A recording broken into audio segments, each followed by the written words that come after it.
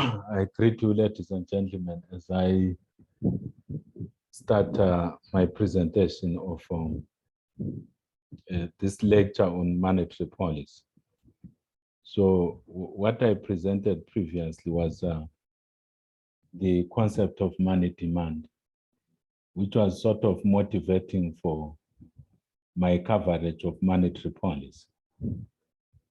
My plan is to cover the basics of monetary policy and also to cover later today the ISLM model. So without wasting time, I'm going to share my screen.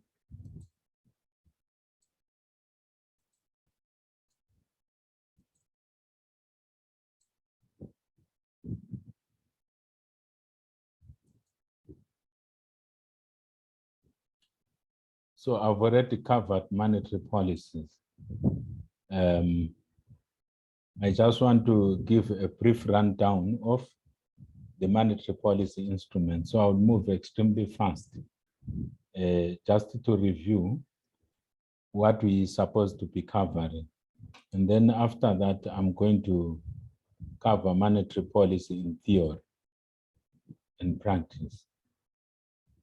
So the goals of monetary policy, just to recap, we know there are high employment, economic growth, price stability, interest rate stability, stability of financial markets, and stability in foreign exchange markets. So we know that monetary policy is within the purview or the authority of the central bank, working in conjunction with central government. And we know that monetary policy has to be synchronized with exchange rate policy, pricing policies, unemployment or employment policies, and so on. And the target variables, we know that the target variables, you have got intermediate targets, which are monetary aggregates, your M1, M2, M3, and so on. And the short run and the long run interest rates. And then there are operational targets like the monetary base or high-powered money and short run interest rates, which I covered in a previous exposition when I just started this course outline of this module.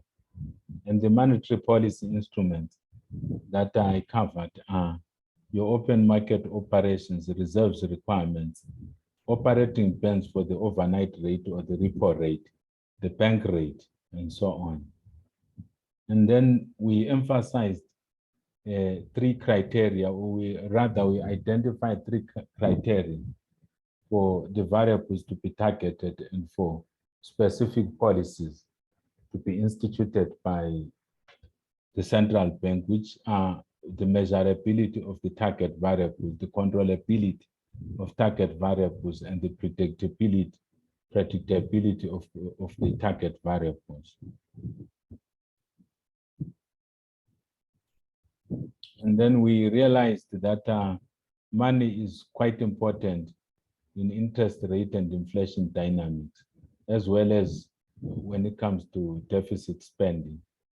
Deficit spending being the gap between your tax revenue and your government expenditure.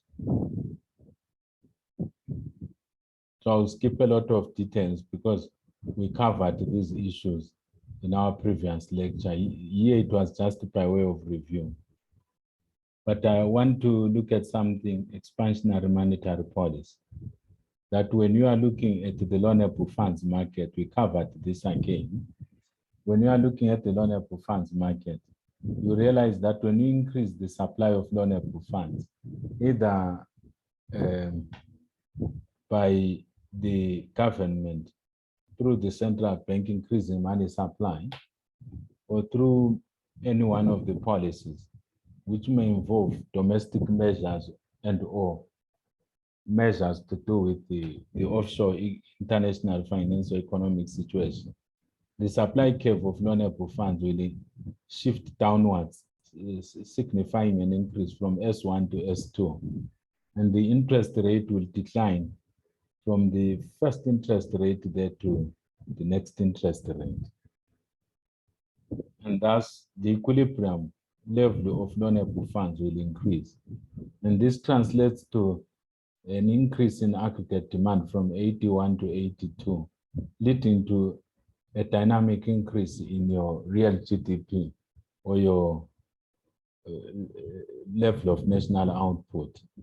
And this also corresponds to an increase in the general price level, because when loanable funds become freely available, and the increase in loanable funds has got a price effect, because we know the supply of real goods in the real goods sector is an institutional variable. So to incentivize the supply of real goods in the real goods sector, prices have to rise because of increased money which is circulating in the money markets or in the loanable funds market. And then this price effect translates to an increase in the general price level in the second panel, on the second panel of our graphical illustration. And then this is the situation when we have got expansionary monetary policy, where the money supply curve is shifting from left to right, and the interest rate along the money demand function, which is constant, the interest rate declines from, I can say that's R1 to R2, and the loanable funds, which is the amount of money available in the money markets, rather, it increases from MS1 to MS2, leading to an increase in aggregate supply from 81 to 82. And this translates to an increase in the general price level, which is associated with a concomitant increase in the equilibrium level of national income from the original level of national income to QF. So for the time being, I would abandon this set of slides and go on to the next set of slides. I'll stop sharing this set of slides and share another set of slides, which are basically for today.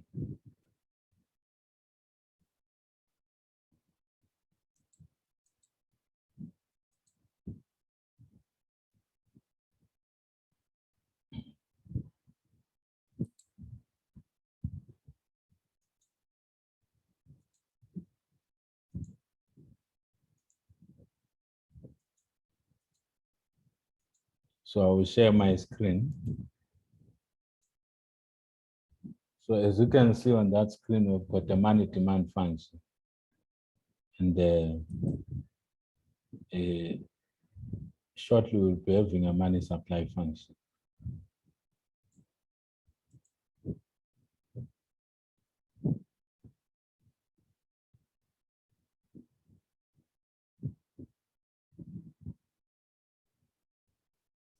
As you can see, the next slide is a money supply function.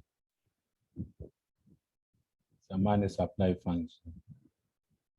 So we realize that according to money demand, the quantity of money people want to hold as money holdings, the demand for money, is inversely related to the interest rate, because at high interest rates, it becomes more costly to hold money. And the incentive becomes higher to purchase near money assets like your treasury bills and other types of bonds. On the other hand, the money supply function, maybe I should just change the way I am sharing so that we don't have disturbances, so that we are able to progress properly.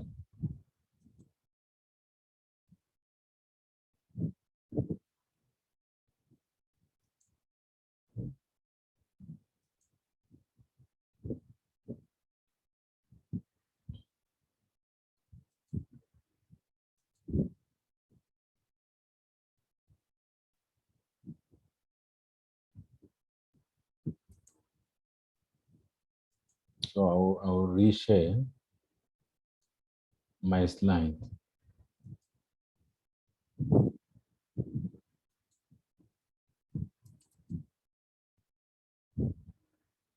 From the current slide.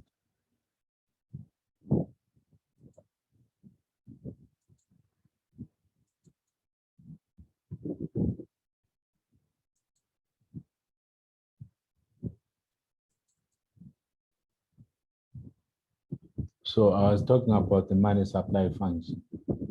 That in the case of the US, we realize that money supply, just like for any other monetary authority, money supply is a fixed variable because it's independent of the interest rate. It's determined by the central bank.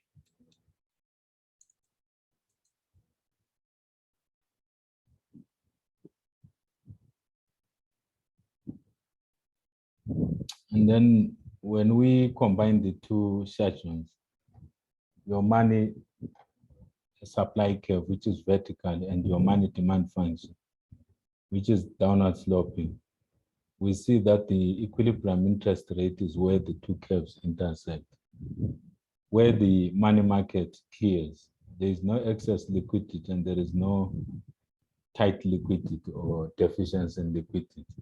Excess liquidity will be at an interest rate of I2, and tight liquidity will be at an interest rate of I3, and perfect liquidity will be at an interest rate of IE, where the market clears.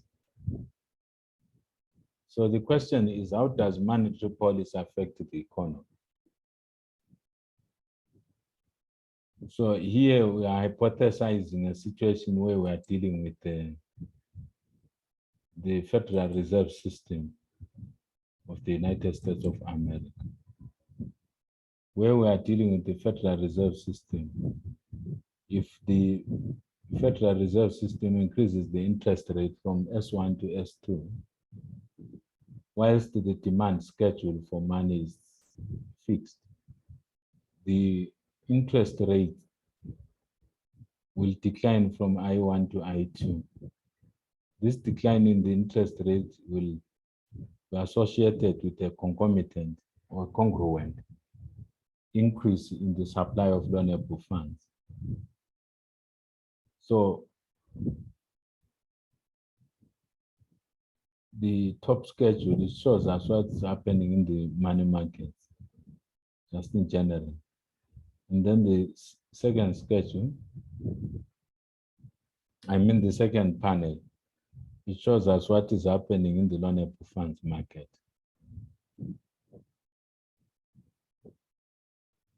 So when we look at the transmission of monetary policy, as the real interest rate falls, 80 increases to 82, which is what we saw in the previous set of slides.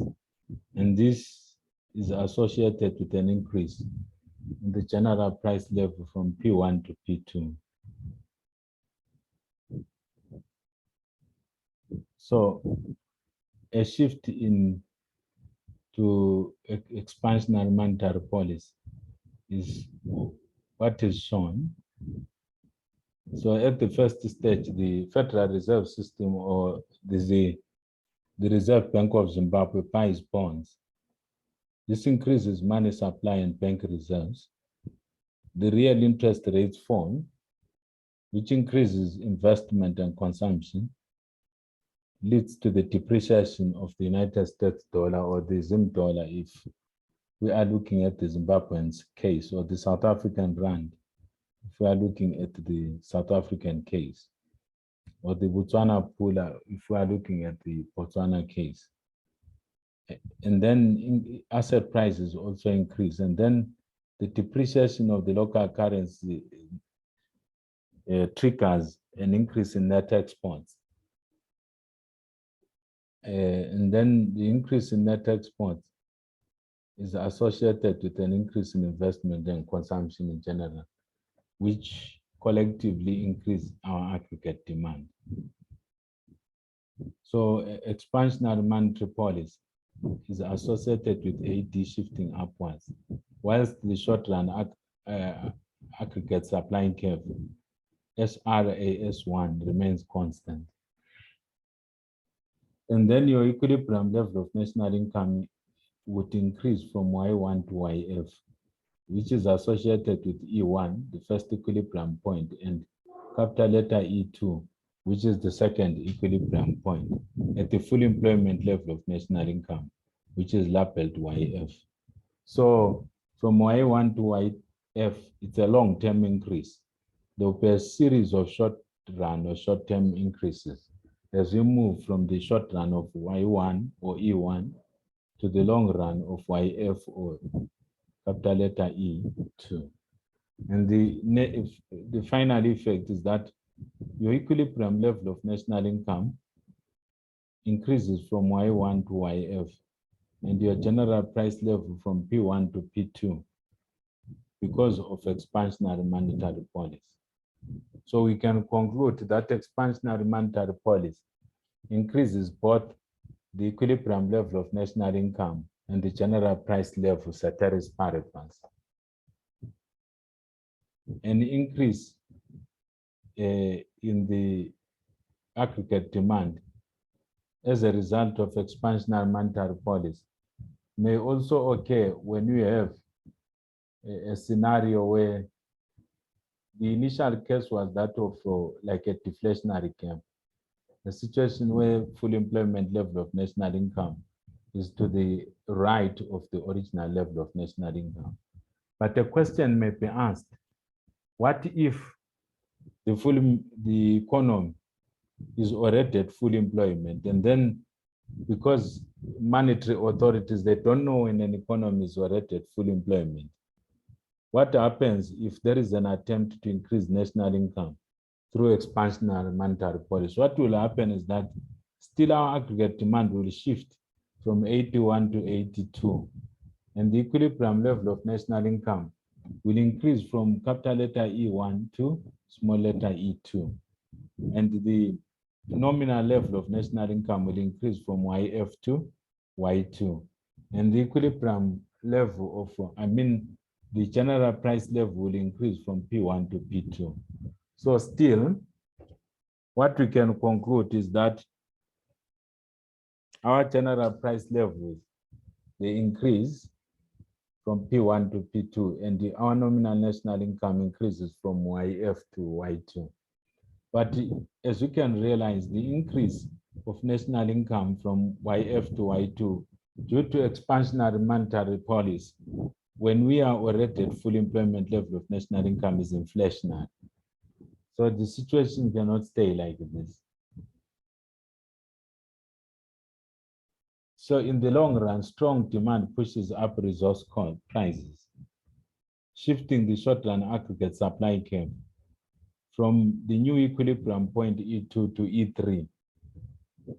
If you look at E3, where the short run aggregate supply curve 2 crosses the long run aggregate supply curve, you realize that this occurs at a point where we are back to full employment, and the price level increases from P2 to P3.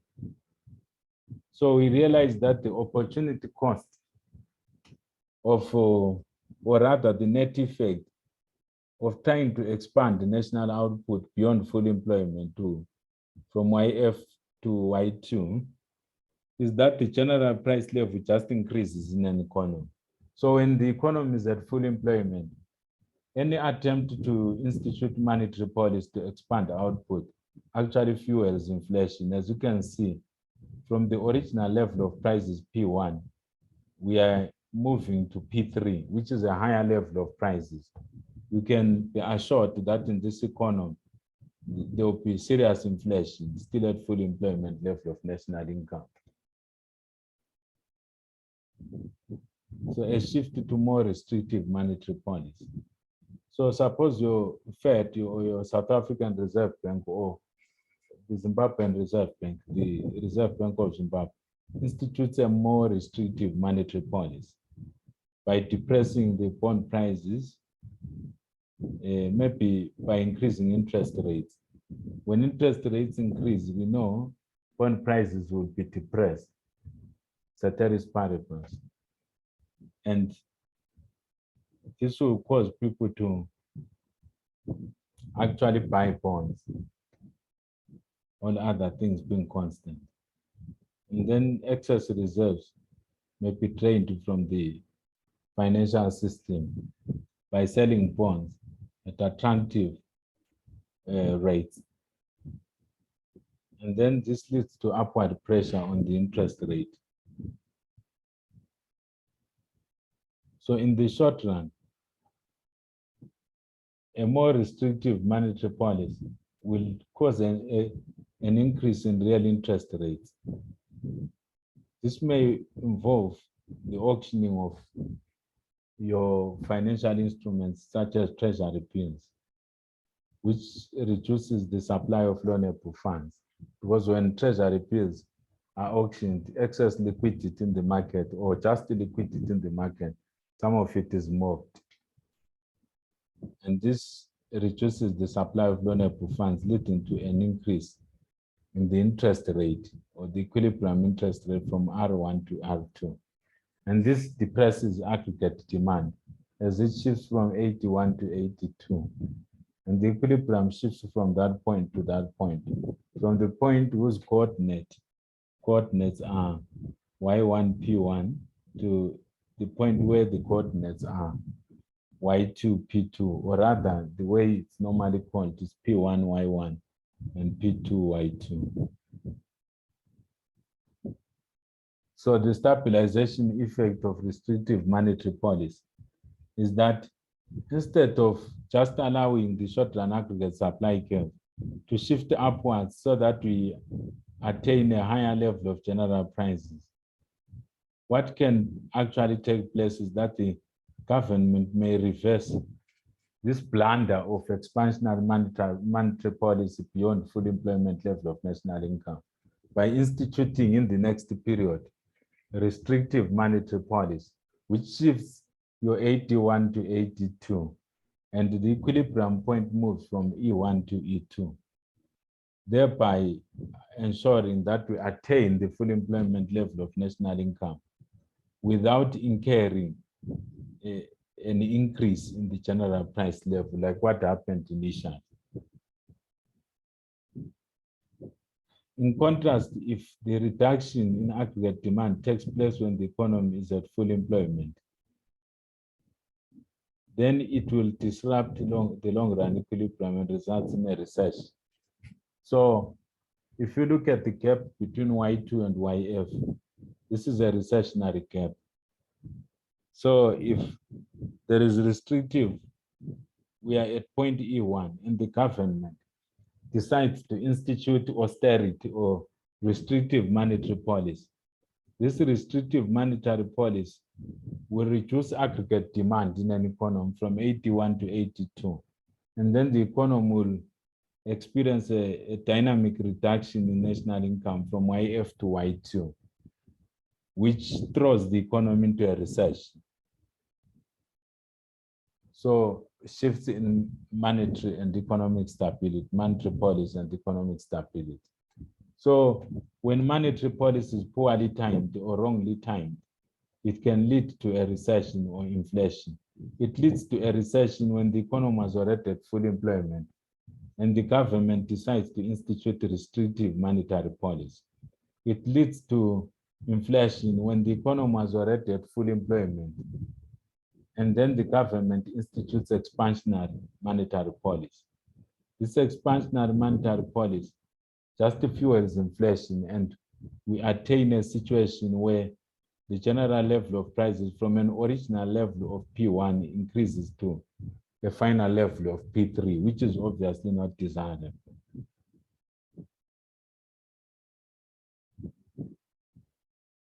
So the questions for thought: if the Fed or the central bank shifts to a more restrictive monetary policy, it typically sells bonds or treasury bills.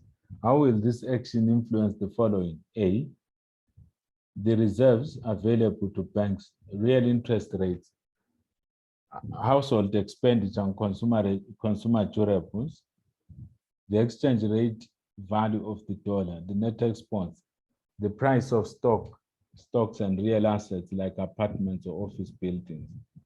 G, real GDP. So what are the determinants of for money, of the demand for money and the supply of money? So you can just think of those questions. How about monetary policy in the long run? The quantity theory of money, which we reviewed when we were looking at the concept of demand, tells us that PY, which is the general price level multiplied by Y, which is a proxy of the total volume of transactions, and it's also national income, must be equal to the amount of money circulating in the economy. Because after all, money is circulating in the economy to buy goods and services, which are represented by this Y. And these goods and services, in terms of their dollar value, you can just multiply them by their prices or by the general level of prices, the index of the general price level. So in the steady state, we expect PY to be equal to MV, where P is the general price level or an index of prices, and Y is national income or the total volume of output, which is transacted in an economy. And M is money supply. V is the transactions velocity of circulation in an economy, or the number of times the money stock is used to buy final goods and services. So we know from our previous exposition that V and Y are constant, implying that an increase in M results in a proportional or proportionate increase in P. So if money supply increases, all other things being constant, your general price level must also increase. So the long run implications of expansionary monetary policy. When expansionary monetary policy leads to rising prices, decision makers eventually anticipate that the high inflation rate will obtain and build it into their choices. As this happens, money interest rates, wages, and incomes will reflect the expectation of inflation. And so the real interest rate, wages, and real output will return to long-run normal levels.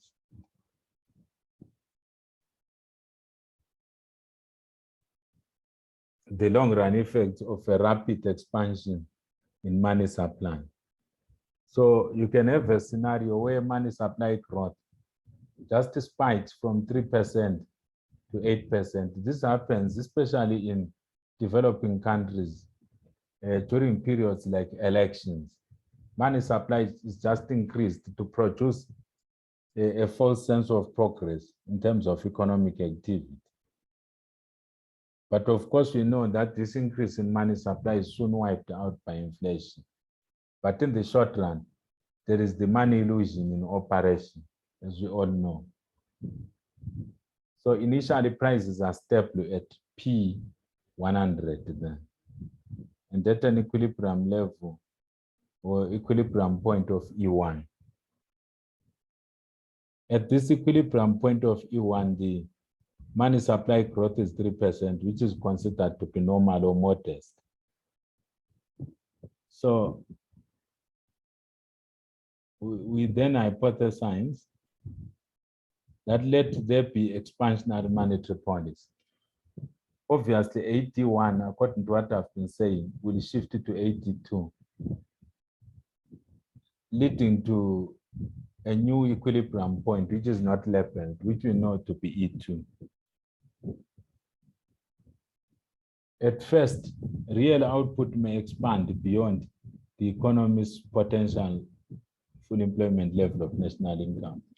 However, low unemployment and strong demand create upward pressure on factor prices like your wages and the resource costs, which shifts the short-run aggregate supply curve upwards from SRAS to 1 to SRAS 2. and the output returns to its long run level of output, which is YF, because in real terms, having an output of Y1 is not sustainable into the future, because this is associated with inflation or an inflationary cap. It's either short-run aggregate supply must respond, and by moving upwards or shifting upwards to restore the economy back to the full employment level of national income, or certain policies have to be instituted which will make it expensive to produce, like a situation where the central bank increases interest rates, it increases its discount rate. So commercial banks will also increase their lending rates, which will increase production costs. As production costs increase, short-run aggregate supply will shift upwards from short-run aggregate supply curve 1 to short-run aggregate supply curve 2. And the equilibrium point will migrate from E1 to via the intermediate equilibrium point to E2. And the new level of prices would have increased from P100 to P105. Long-run effects of a rapid expansion in money supply. If the more rapid monetary growth continues, then AT and SRAS will continue to shift upwards. So AT will shift now from 82 to 83 because of a continuous increase in money supply, and SRAS will continue to shift upwards also in response to the change in the short-run aggregate demand. Due to the increase in wages and other resource costs or resource prices. So what we see in the long run is that continued monetary growth does not change the potential level of output or the full employment level of output. It just spikes inflation in an economy from P100 to P110. So with the stable prices, supply and demand in the loanable funds market, when the two are in balance, we know that an interest rate of 4% will be attained. Now, if we factor in rapid monetary expansion, this rapid monetary expansion initially may cause the demand for loanable funds to increase from T1 to T2, which corresponds to an expected rate of inflation of 5%. So we're adding this 5% to 4% to get 9% or 0.09. So you'll discover that borrowers and lenders will build the higher inflation rate into their decision making because we expect them to be exercising or displaying rational expectations. Ceteris paribus. So money and inflation. The impact of monetary policy differs between the short run and the long run. In the long run, shifts in the short run, I mean to say, shifts in monetary policy will affect the real output and employment in the short run. A shift towards monetary expansion will temporarily increase output due to the money illusion which operates in the short run, while a shift toward monetary restriction will reduce output. But in the long run, monetary expansion will only lead to inflation, as I just explained. And the long run impact of monetary policy is consistent with the quantity theory of money, which tells us that if money supply increases, it only increases P, given that Y and V are constant, or Y and T, I mean V and T, which is a proxy for Y, are constant.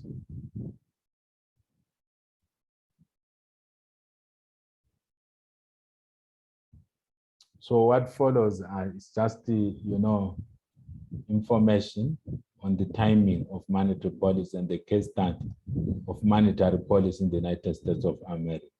You read this on your own I'm referring to the students that I'm teaching central banking and monetary economics.